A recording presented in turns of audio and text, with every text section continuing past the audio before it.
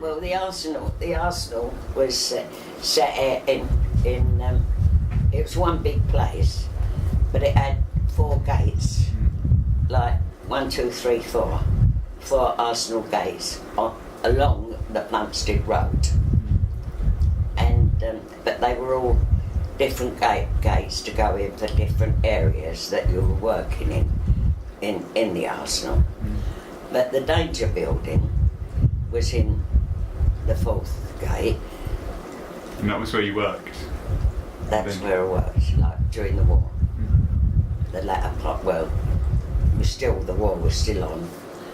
And they used to do all different kinds of things. You went in the 1st gate, if I remember rightly, because that's where I met my husband, by the way, because he worked in the Arsenal and so did I until he went in the army. And in the 1st gate, they used to do all the parts for the submarines. That was the naval part of it. And that was how comes it was sectioned out, like, you know, with like the Navy was in there, you had part of the Air Force in there and the Army in there, doing everything. But it wasn't, you never talked about it then, because the danger building, nobody ever talked about it, because it was, nobody never knew where it was either, only the people that worked there. And we were sworn to secrecy when we went to work there. We didn't talk about it. We could talk about what we did, but we couldn't talk about where it was situated. Do you understand what I'm trying to say? And because when we got in, and my son never knew this, and neither did my grandson, and we used to have to come to I used to have to go to the 4th gate, and when you got inside you had to have a card, you know, to show that you worked there. And on the right hand side used to be a little train.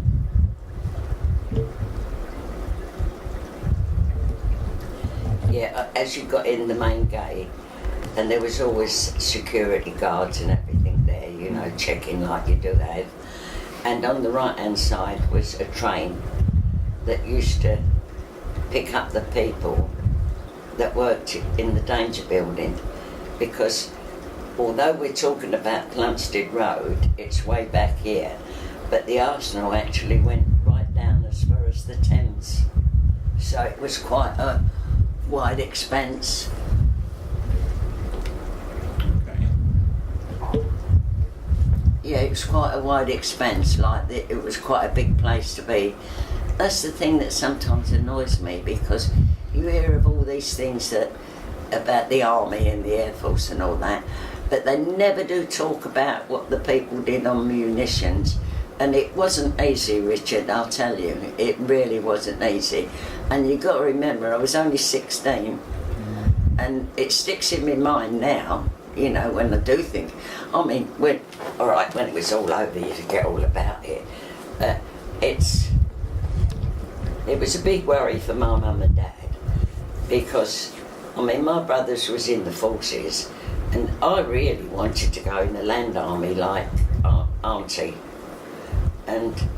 But because they'd open up this danger building, they had to have staff to staff it.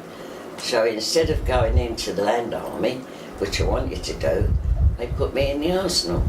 So, and I used to have to travel a long, long way to get there. And if you went off sick, you was well in trouble, because that's the way it was then. And as I said, when you got in the 4th gate, we used to get onto this little train that they had there that used to be based in the danger building area, and it used to go right the way from the main gate, right the way down to the where the Thames is, and that was where we used to get out.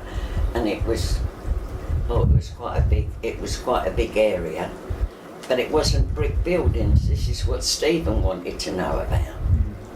It wasn't, you know, the Stephen that you know.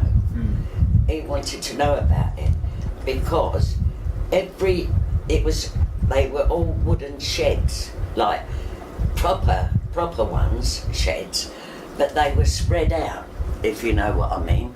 And every shed did a different component, but What was it you were making? Shells. Shells. Yeah. Well, what I was making, what we were making, they were one part done shells, one part done something else. Some done grenades, some done things like that. But once we knew where we were going, we couldn't walk about there. We had to stay in that area. So there might have been places there I didn't know what they were doing, you know, because it was all a secret. I mean, you had to wear special clothes to work there. Again, as I've said, you couldn't wear your wedding ring if you did. I wasn't married then, so I was too young. But anybody that was had to take all their jewellery off, and their wedding ring had to be covered up. You couldn't wear clips in your hair. You had to wear a headband. And these clothes that we used to have to wear, in the summertime they were sweltering because they were like, what's the word? No. What's that material that don't catch light? It's like a white blanket kind of stuff. Cotton. I can't think of the name of it. Well, anyway, that it was sweltering in the summer, and you had to wear trousers and a top and the hat and different shoes, and the shoes had a mark on it like that, you know, like you get the army mark on the shoes, and you had to change all your clothes on one side. You'd be in the noddy one side and then get over the other side to put their clothes on, because you had to wear their clothes because of it being a danger building. Anything could have caused friction, if you know what I mean. And what we used to do is, you know, the ones they call them fuses, they're on the top of a shell and it comes up to a point. Do you know what I mean? A shell, and then that comes up to a point. They were more like torpedoes, if you like. And what we used to do was do these fuses. We used to have to get a pad like that. You used to have to rub it on the rubbing board, on like a herring board, if you like. And you put that into the dome, which was the top part of the shell, and into that you put another disc, and then you put the shell on top of that, and you had the tiniest of screwdrivers and screws that you had to screw in all the way around the side, and that was the fuse that went on the shelf, and that was passed along for another attachment bit to, you know, to go along it. Yeah. And it was very tedious work, and you had to have a really strong medical, because they couldn't employ anybody to do it that had bad eyes, because you had to have perfectly good sight, because the screws that went in the hole for the fuse were so tiny, you had to be sure you was getting it in the right place. So you couldn't have nerves either, or you went for your brake. That was on in a built-up place, like everything was off the ground, and you used to have to put your money, if you had like money to buy your coffee or your sandwich, you used to have to put it in a linen bag which was lined, and put your money in it and hang it round your neck. So there was lots and lots of things, really, all the do's and don'ts. And I used to have to, and remember, I lived in the East End, and from Plumstead Bridge, the Fourth Bridge, to where I lived, and we never used to leave work till 6 o'clock at night. We used to work from 7 o'clock in the morning till 6 o'clock at night, and that was the time that they used to start the air raids. So I used to have to run from the Fourth Bridge, because no buses or anything used to run, right the way down to the ferry, Woolwich Ferry, run all the way through the tunnel, under the tunnel, to get the 10 bus to take me to the East End where I used to live. And that, I had to do for a long, long time. Yeah. I do remember them things as they stand out more in your mind.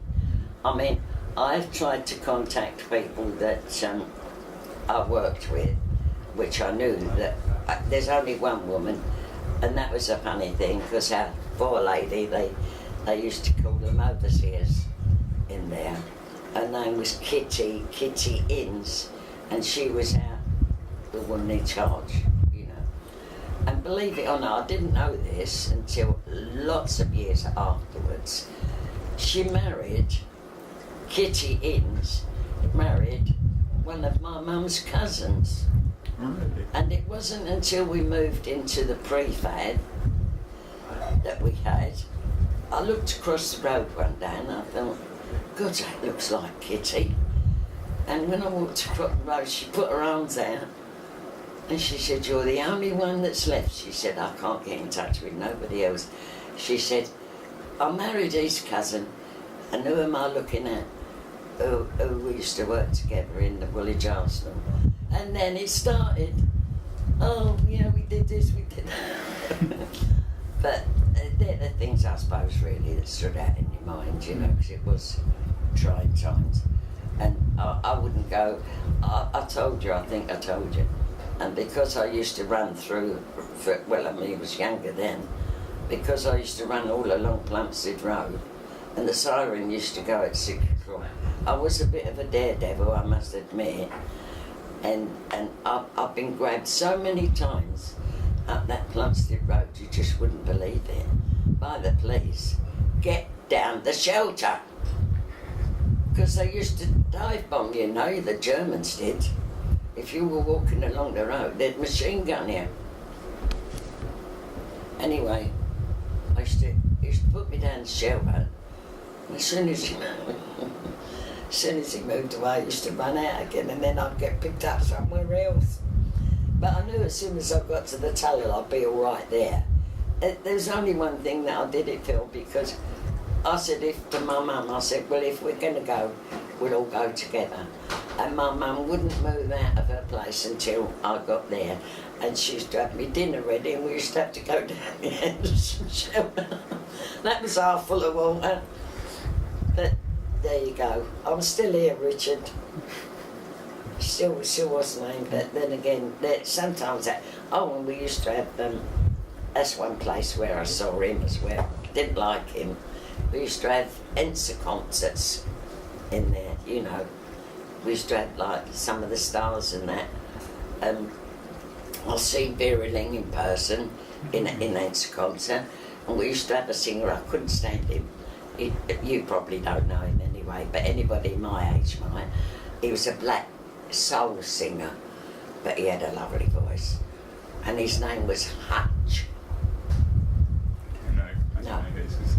But you speak to anybody in my age, and somebody might remember him, and he used to come regularly down to the Danger Building. He did, but he had a habit, and I've seen other people do it, because he used to sweat a lot. He used to keep wiping his head with his handkerchief when he was singing, but he had a lovely voice. And we never used to go to the Ensa concerts, only if he was there, because you didn't have no time, didn't have a lot of time. But they did have all that going for him as well. But, you know, I mean, I suppose really, you know, I mean, the war was on and we were looked after, Richard, if you know what I mean, to the best of their ability. But I mean, if you didn't go in the forces or you go on war work, well, they put you away, so you didn't have a lot of choice, really. And yeah, I mean, I'm skinny now, and yeah, I was quite a big girl, really. There weren't many people around, so were they all sort of coming over the Thames, or most of the people like that? No, they all did, as I said to you, Richard, there was you went in 4 entrances. Yeah. But they all did different things, the Navy, the Air Force, the Army. And so they did what the people, I mean, yeah, we met up at the canteens and things like that. We weren't allowed to because we worked in the Danger Building. We weren't allowed to come off of it until we went home. So you didn't talk to the others? No. No, you only had the people that you worked with. I mean, once you got into the area where you worked, that's where you stayed. From about 7 o'clock in the morning till 6 o'clock at night, except for your break. And you weren't allowed to go anywhere else. Once you got in that danger building, that's where you stayed. And that wasn't just a 5-day a week either, that was a 7-day a week. It's a long week. Yeah. That's a lot of hours. Yeah. All the time. I mean, you're allocated your days off every now and again, like, you know, but it was a 7-day a week job. Yeah. You didn't get weekends off. Nothing like that. I mean, when you went to work on the Monday, you worked from the Monday to the Sunday. But they did let you go early Sunday. and that's it. Okay. I don't know if I've done anything. No, that's quite a lot of. I'm not sure if we've got any more room on my camera actually. If it can take any more. Oh, right. Oh well, I've started from the beginning to the end. So yeah, I can't think of anything else. That's great. I wanted a little section at the beginning to just do a little bit of context, and you've given me so much information. Yeah, In fact, I might send that to Steve and see if. Yeah, well, Steve will know because if you what the Steve that was getting in touch with me. Yeah. Yeah, well, these are the things that he wants to know. Yeah. So if you send it to Steve, you can say to him that, you know, I don't know whether he called me Louis or Mrs. Sustins, but you can say who it is because he came through Linda.